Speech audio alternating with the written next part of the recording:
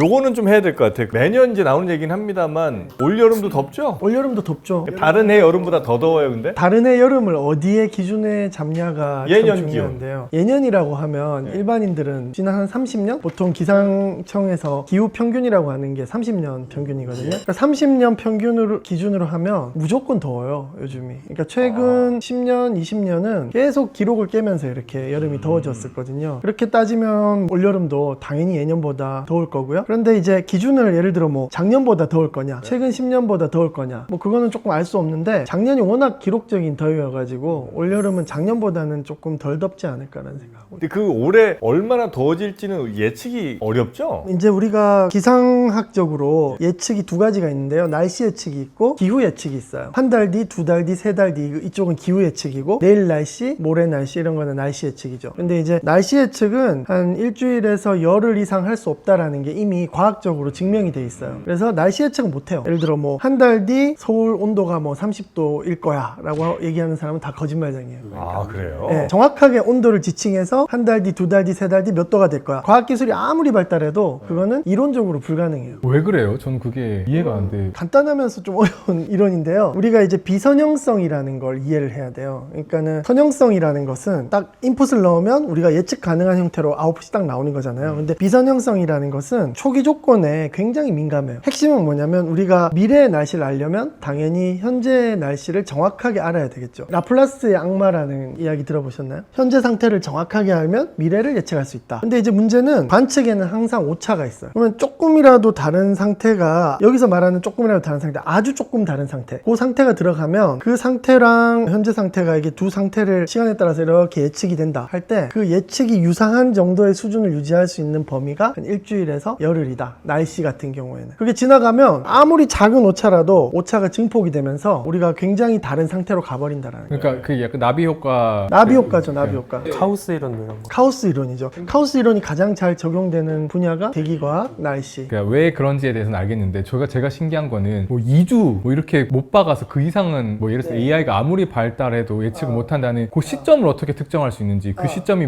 어떤 물리적인 팩터에 의해서 결정되는지. 우리가 이제 날씨를 지배하는 방정식들이 있어요. 그러니까는 뉴턴의 역학 법칙 같은 것들을 유체에다가 적용을 해서 만든 공식이거든요. 혹시 나비어-스토크스 이퀘이션 이런 거 들어보셨죠? 악명이 높다는 것만 들어봤어요. 네. 그런 방정식을 가지고 실제로 이제 초기 조건을 아주 미세하게 0.0000001만큼 온도를 다르게 조건을 주고 컴퓨터 시뮬레이션을 하면 일주일이 되기도 전에 두 상태가 완전히 다른 상태로 가버립니다. 그래서 이제 그런 걸로 설명을 할 수가 있어요. 근데 그러면 정밀한 초기에, 그러니까 현재 측정 능력이 발전하면 결국은 2주라고 한 추산치가 점점 늘어날 수 있는 거 아니에요? 제가 들어서 알고 있는 게 이런 기후 모델, 기상 모델에서 이걸 해상도라고 하거든요. 얼마나 조밀하게 정보를 얻는지. 해상도를 2배로 늘린다고 해서 정확도가 2배로 늘지 않고 그것보다 적게 늘거든요. 그러니까 그걸 이제 등비수열 같아요. 해상도를 무한대로 혹은 그리드 사이즈를 0으로 보내는 극한을 택해도 최종적으로 도달하게 되는 정확도의 한계가 보름? 2주 정도라는 걸 보인 논문이 있어요. 근데 극한의 개념을 생각해 봤을 때는 그 해상도, 정확도가 극한으로 간다는 것은 예측이 정확하게 현실에 대한 관측과 현실이 정확하게 일치하는 게 극한 값이 되는 거 아니에요? 근데 그게 어떻게 되는 거냐면 만약에 그 해상도를 2배로 올리면은 우리가 예측할 수 있는 이 예측의 호라이즌이 2배로 늘어난다는 게 아니라 2분의 1만 더 늘어난다 라고 생각하면 해상도를 2배씩 늘릴 때 우리가 예측할 수 있는 한계가 1 더하기 2분의 1 더하기 4분의 1 더하기 8분의 1식으로 등비수열로 늘어나거든요.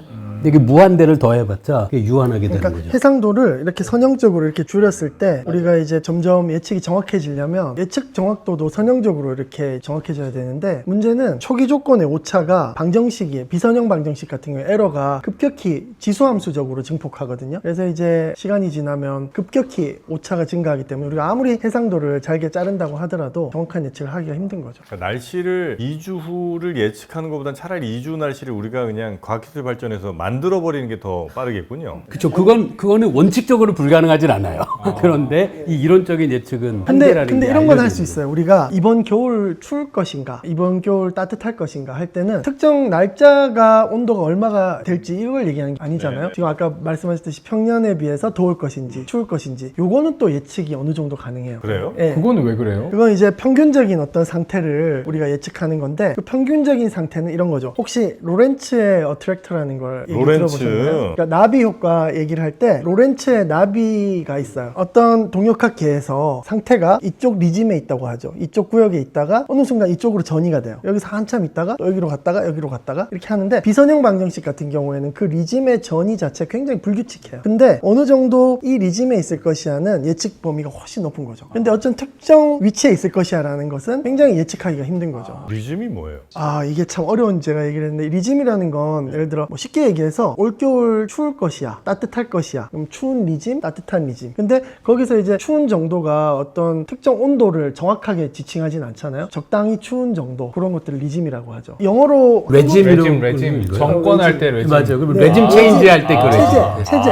체제. 네, 사회적인 용어로는 체제고요. 그 과학 용어로는 과학에서도 비선형 역할할 때 굉장히 중요한 단어예요. 어디에 속할 것이냐? 뭉뚱그레한 뭐 어떤 영역. 어떤 영역, 통계적인 영역, 어떤 계산적인 영역에서 통계적인 영역으로 넘어가는 게 기후 예측이에요. 그럼 이제 어느 리즘에 속할 것인가 정도는 거의 맞출 수 있다. 그것도 사실 쉽게 맞추진 못하는데 확률적으로 쓸모 있는 정보를 생산할 수 있는 정도. 약간 SF적으로 생각을 해보면 그 마이너리티 리포트 영화 있잖아요. 그러니까 인간의 미래 행동 예측해서 미리 제압하고 막 하는 거 있잖아요. 그것도 인간들의 일종의 유체를 구성하는 입자로 봤을 때 그런 만약에 진짜 고도로 발달한 인공지능이 등장한다고 하더라도 걔도 그 법칙에 따라서 2주 이상의 인간의 운명을 예측을 못하겠네요. 불확실성이라고 보통 우리가 얘기하는 게 우리 인간의 능력의 한계 때문에 생기는 불확실성이 있고 객관적으로 자연 자체가 갖고 있는 불확실성이 있잖아요. 지금 얘기한 날씨의 경우엔 우리 인간의 능력 부족 때문이 아니라 그 문제 자체가 갖고 있는 불확실성인 거예요. 그러니까 그 카르다쇼프 척도인가? 외교 문명 평가할 때 네. 카르다쇼프 척도에서 3에 해당하는 문명이 어마어마한 그런 인텔리전스를 개발한다고 하더라도 안 돼.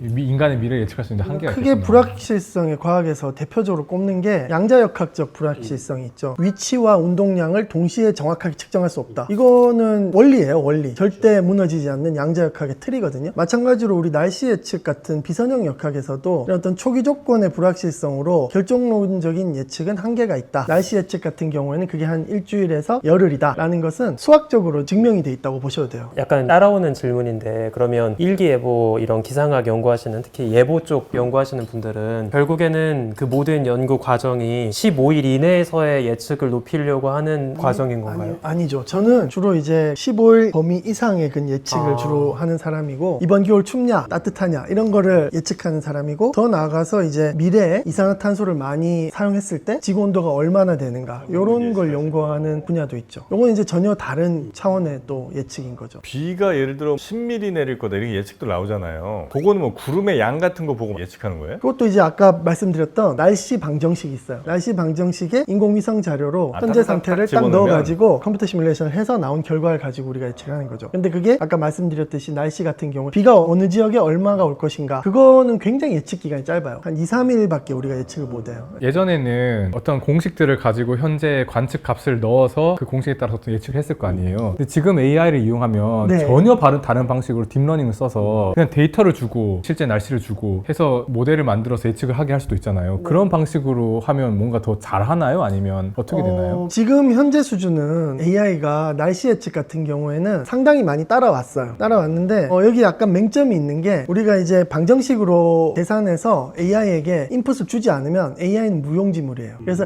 AI 성능이 계속 발전하려면 그런 어떤 날씨 모델 자체도 계속 발전을 해야 얘가 따라오는 거죠. 그러니까 이런 얘기 있죠. 거인의 어깨 위에 올라탄다. 그러니까 AI는 그런 거예요. 거인의 어깨 위에 올라타서 좀 더 높은 곳을 바라볼 수 있는 그런 도구라고 저는 계속 생각합니다. 우리가 데이터를 이제 넣어줘야 되고 학습시켜줘야 맞습니다. 되는 거고요. 맞습니다. 지금 현재 AI 구글에서 최근에 그런 그 AI가 과거에 실제 기상 데이터만을 이용한 게 아니라 모델에서 만든 데이터도 같이 학습하는 건가요? 맞습니다. 그 그래프캐스트 같은 그 구글에서 만든 날씨 예측 굉장히 많거든요. 요즘 항구 웨더라든지 굉장히 많은데 모든 녀석들이 과거 40년 동안 날씨가 어땠는지를 컴퓨터 우리 아까 그 방정식으로 짠 그 모델 가지고 예측하고 검증하고 위성 근데 자료를 과거는 사실 모델이 필요 없잖아요. 관찰 데이터만 있지 않나요? 그 되게 좋은 질문이신데요. 우리는 그거를 좀 깊이 들어가면 재분석 자료라고 하는데요. 그게 뭐냐면 지구가 있는데 지구 전체를 우리가 다 관찰할 수 없잖아요. 그러니까 그래서 일종의 인터폴레이션 하는 그렇죠, 거예요. 그렇죠. 모델로 굉장히 고해상도로 그러네요. 전 지구를 이해했어요. 인터폴레이션 하는데 그쵸. 도움을 받아서 인터폴레이션이 뭐예요? 그러니까 여긴 알고 여긴 아는데 가운데 모를 때 가운데로 추정해서 데이터로 넣는다. 거길 다 관측하려면 돈이 너무 많이 들잖아요. 네. 그래서 여기가 관측하고 여기 관측한 값이 있으면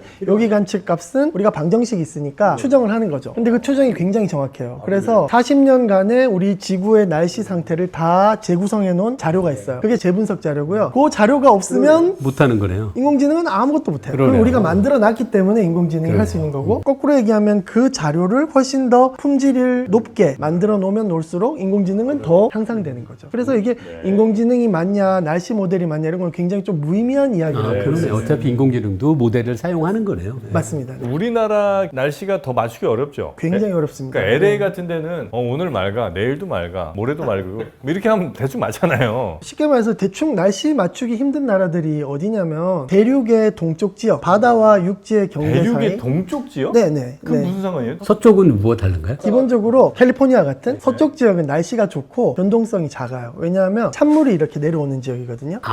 이렇게 순환하니까. 이렇게 예. 바닷물이 예. 태평양에서 보면 이렇게 순환하거든요. 그래서 대륙의 서쪽 지역은 차가운 물이 이렇게 내려오면서 조금 서늘하고 날씨가 되게 좋아서 유럽도 그렇고 사람 살기가 되게 좋은 지역들이 늘 많아요. 비슷하고. 네네네. 네. 근데 대륙의 동쪽 지역은 이제 난리가 나죠. 대륙의 영향을 기본적으로 많이 받겠죠. 그래요? 바람은 서에서 동으로 부니까. 그러면서도 바다와 접해 있죠. 그러니까 날씨가 한마디로 굉장히 안 좋은 거예요. 그 뭔가 한국에서 그 날씨 예측하는 게 얼마나 어려운지를 정말 절감하신 분이 그래서 이게 겨울은 춥고 여름은 따뜻하고 변동성도 크고 굉장히 맞추기 힘든 거죠. 그러니까 우리나라가 상당히 힘든 나라군요. 굉장히 어려운 나라입니다. 그 얘기도 들었어요. 우리나라는 적도 쪽에서 올라오는 태풍이 경상도로 가느냐 전라도로 가느냐 경상도로 간다고 하는데 전라도로 상륙하면 사람들이 막 틀렸다고 하는데 미국은 주 하나가 이만하잖아요. 그래서 웬만하면 다 거기로 간대요. 텍사스주로 간다 하면 그냥 텍사스 주지 뭐.